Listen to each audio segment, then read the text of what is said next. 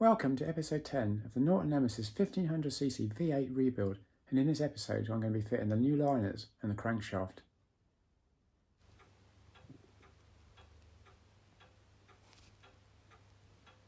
The original cylinder liners were badly worn and distorted, so I sent the best one I had to Westwood Liners so they can make me some new ones. They've just turned up and they look absolutely amazing. I'm really impressed with the quality. These are wet liners and are supplied with a fully finished bore diameter. I offer one up to the crankcases to see how it fits, and it slides in just perfect. I'm really pleased with that. I checked one of the phosphor sealing rings on top of the liner, and it's a little bit tight, so I think I need to put that in my lathe and give it a quick skim on the inside diameter, and also the outside diameter.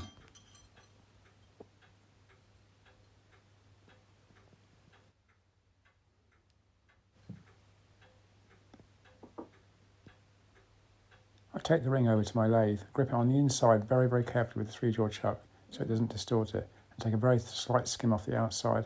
Then I'm going to reverse it into reverse jaws, take a very slight skim off the inside.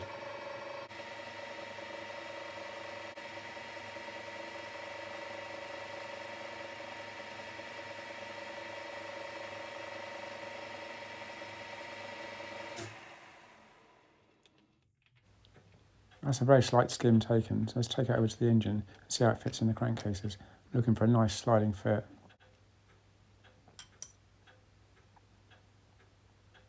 There we go, that's just perfect. While the lathe is still set, I'll just machine the other 7 rings to the same diameter.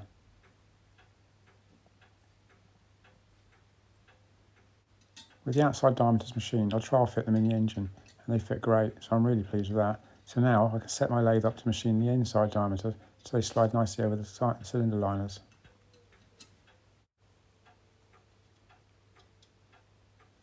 All the rings are sitting down nicely now.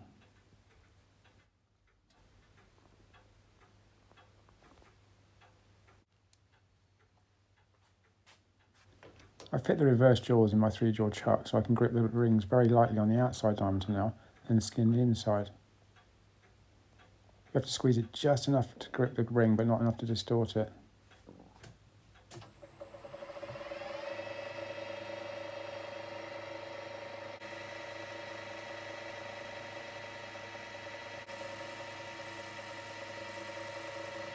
I take a very light skim with a sharp tool to put the minimum amount of force into the ring. With the ring machined on both inside and outside diameter, I trial fit it on the liner and it slides on just nice, so now I can offer the liner up with the ring into the engine and make sure it all fits.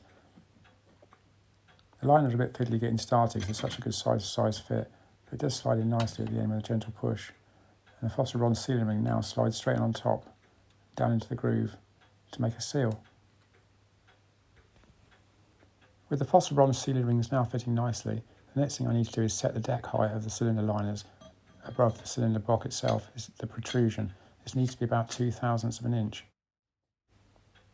I use one of my gauge blocks to rest across the top of the cylinder liner and some feeler gauges and find out that when I press down tight, they're about 0.06 of an inch, which is too much.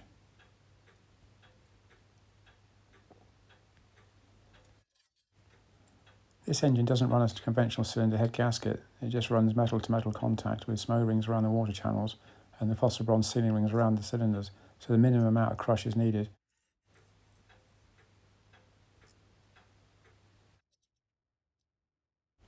To get a more accurate reading, I use my verdict dial gauge.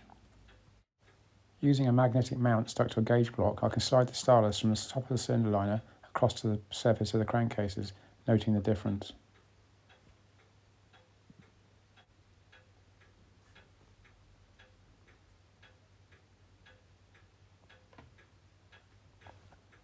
With the liner protrusion measured, the next thing I need to do is make up a small fixture in my lathe to hold the liner so I can move accurately 0.04 of an inch from the top surface, keeping it square to the bore. I had a little rummage around behind the shed and found a bit of aluminium tube that's just perfect. It will fit in the chuck and the outside diameter is big enough so I can skim down a small amount and slide the liner onto it. With the aluminium tubes machined about half a thou smaller than the bore of the liner, it slides on really well, quite snug but just perfect. I secure the liner in place with a bit of plastic tape, stretching it tight.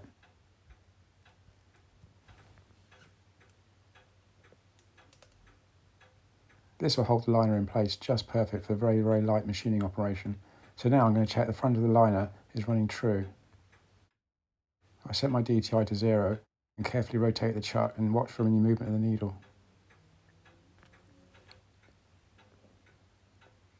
Well, that looks pretty good to me.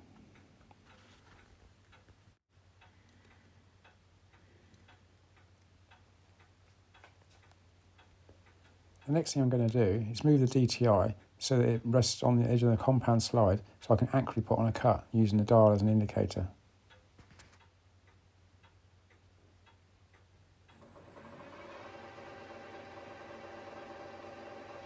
With the chuck running, I gradually turn the compound slide handle until the tool just touches the surface, and when it does, I set the DTI to 0.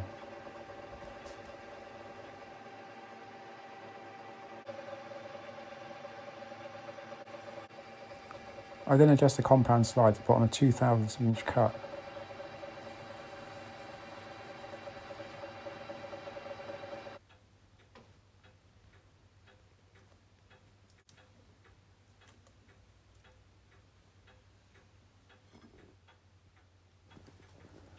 I'll reinstall the liner into the block. It was 7 thou protruding last time, so I'm looking for 5 thou this time.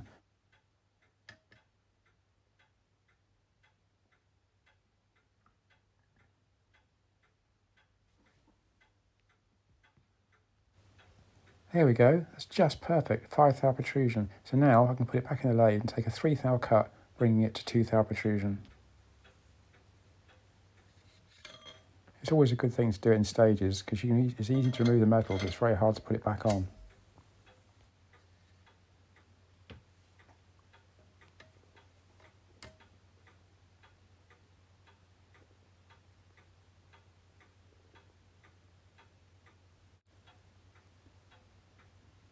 There we go, just around 2 thou, perfect.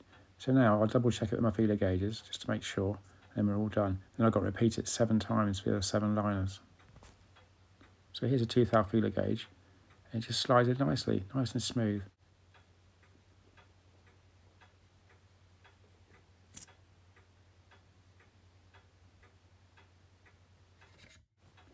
The next thing I need to do is put a chamfer around the inside of the bore. This aids the piston rings engaging when you're installing the pistons. I'm using my old scraper. This is just perfect for shaving off metal in very fine amounts. It leaves a nice smooth surface. So now I go on to cylinder 2, repeating the steps I did for cylinder 1.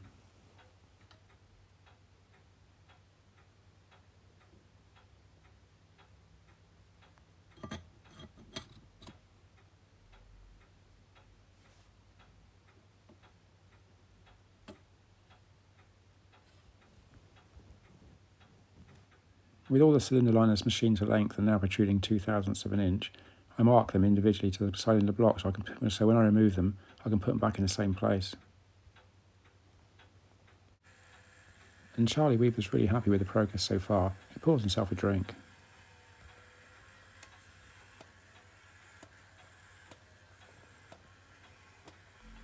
The next thing I need to do is anneal the phosphor bronze rings. These protrude slightly further than the cylinder liners and compress down when the cylinder head's bolted on tight, creating an airtight seal for the cylinder. I gently heat the phosphor bronze with my MAP gas blowtorch until it starts to glow a dull red, then drop it straight into water to quench. Well, that's 1 done, 7 to go. I look outside and a pigeon's on the bird feeder. I think he's waiting for lunch. With all the phosphor bronze rings annealed, it's time to remove the liners from the block, fit some O-rings to the bottom and some sealant, and push them in for the last time. Each liner is machined with 2 grooves near the bottom, where 1mm cross-section O-rings fit. They're very thin. I have to be very careful fitting them on so I don't damage them.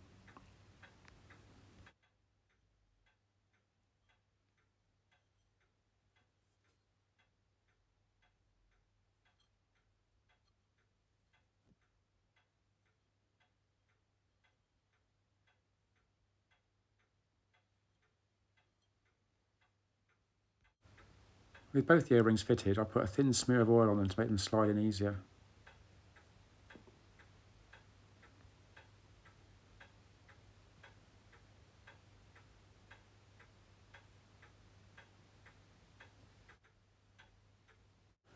I'm going to put a thin smear of Permatex Ultra Grey sealant around the bottom of the block where the liner slides in, just to make sure.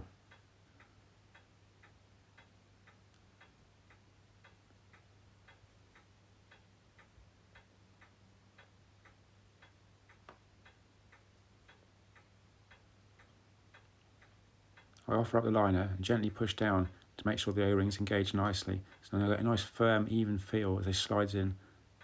Not too tight, not too loose, but just perfect until it hits the stop at the top.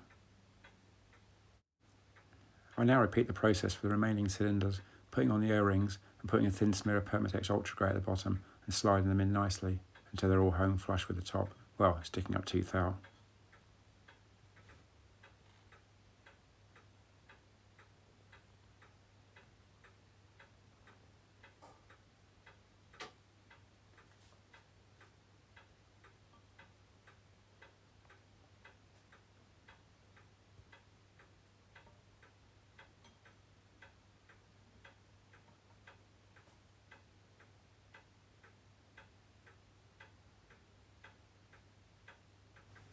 With the last cylinder liner installed, I temporarily refit the cylinder heads to hold the liners in place while the sealant cures. A couple of days later, I removed the cylinder heads and checked the protrusion of the liners with my verdict dial gauge, and they're all exactly 2 thou, so I'm really pleased with that.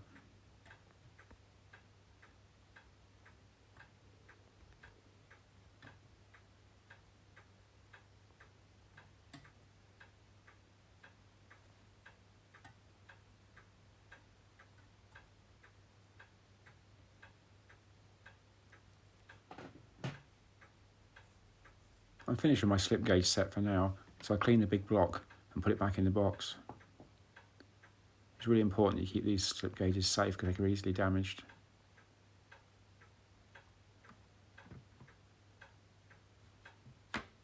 This set of slip gauges is about 60 years old and it's still in perfect condition.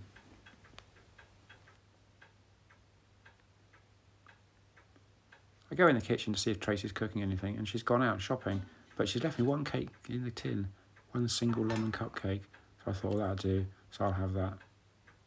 It was so nice.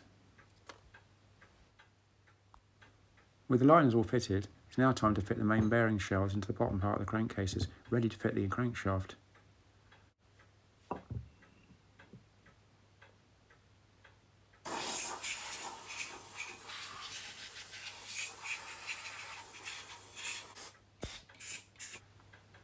The main bearings are from a GSXR 750 Suzuki 1987 model. These are new old stock bearings and come in their original packaging.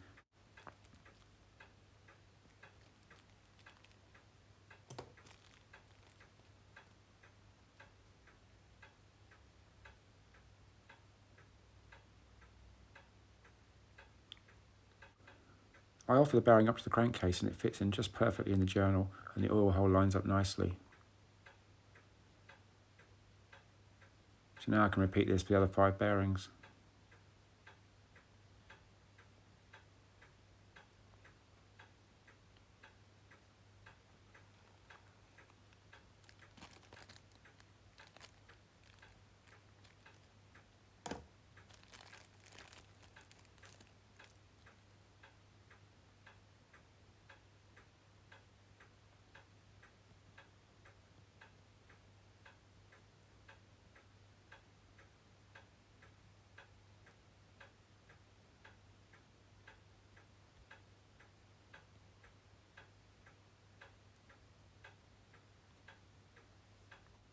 With the upper bearings fitted, I now fit 3 lower bearings into the caps.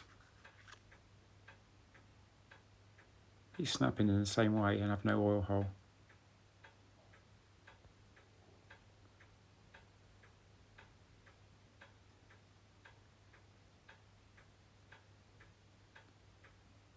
Each cap is numbered, and this marries up with a number on the crankcases.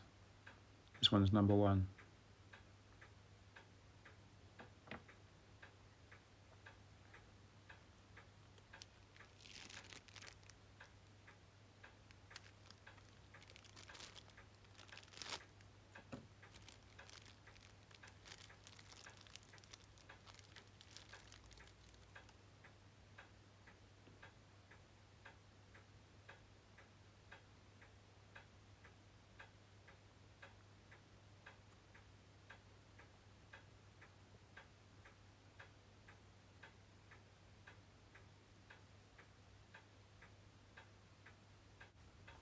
With all the bearings fitted, I put some engine assembly lubrication on the surface of the bearings.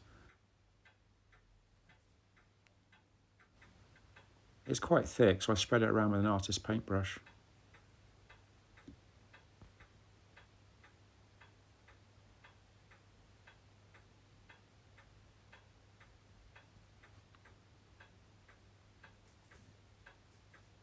I repeat this for the remaining bearings, then it's time to drop in the crankshaft.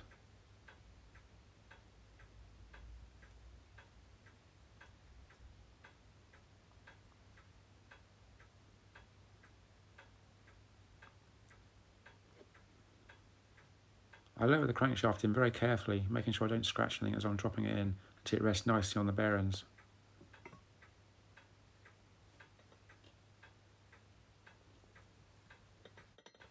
I check that both the gears are engaged for the cam drive and it rotates freely, which it does. I now put some assembly lube on the bearing cap bearings and put the bearing caps in place. One in the centre and one each side, and the remaining two are in the upper crankcase, which comes on later.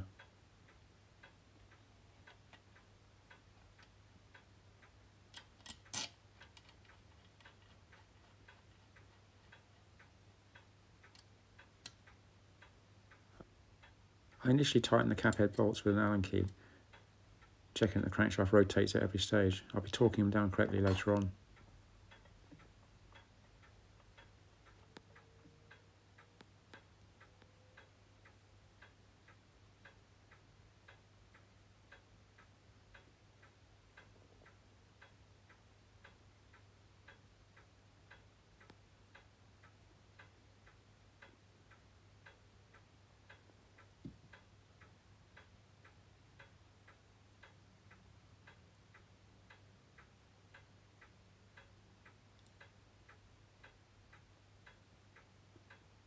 I'm fitting bearing cap number 3 next, and this lines up with the 3 position on the engine.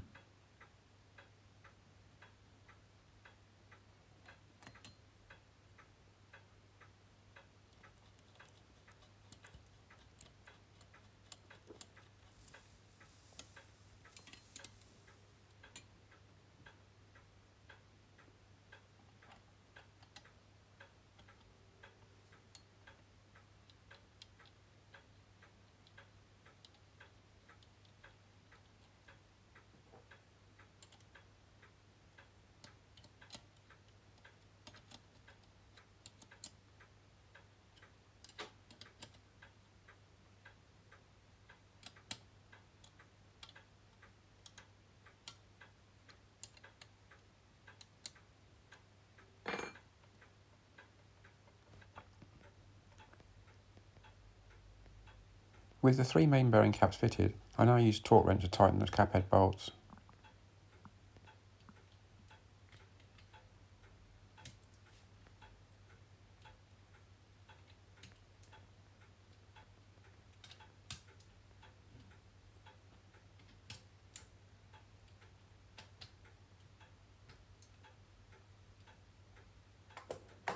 With the last bolt tightened, I check the crankshaft spins freely and it does, but then to my horror, I realise I put the crank in the wrong way round. Charlie Weaver is not impressed. What I find quite amazing is the fact the crankshaft can be put in around the wrong way and all the gears line up. But anyway, we'll soon have that removed, so I removed the 3 caps, lifted the crankshaft out, turned it round and replaced the 3 caps and retorqued them down, and now it's just perfect.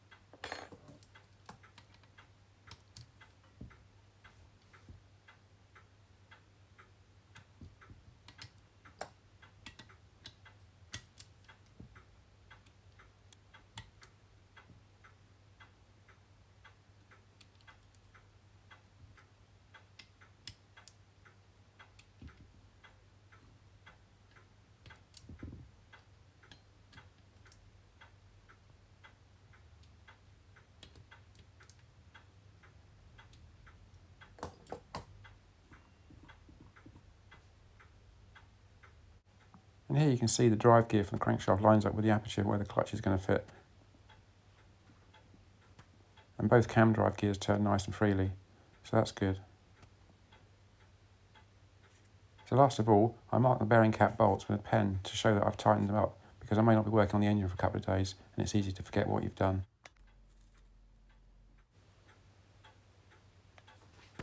With the crankshaft correctly installed, I can now turn the engine over and give it a bit of a clean.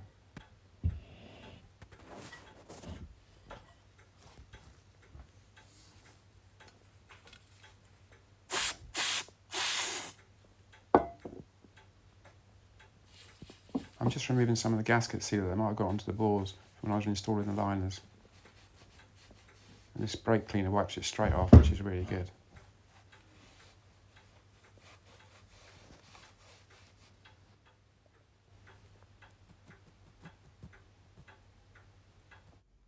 Well, thanks for watching. I hope you enjoyed it, and in the next episode I should be fitting the pistons and bolting the V8 engine to the gearbox and clutch.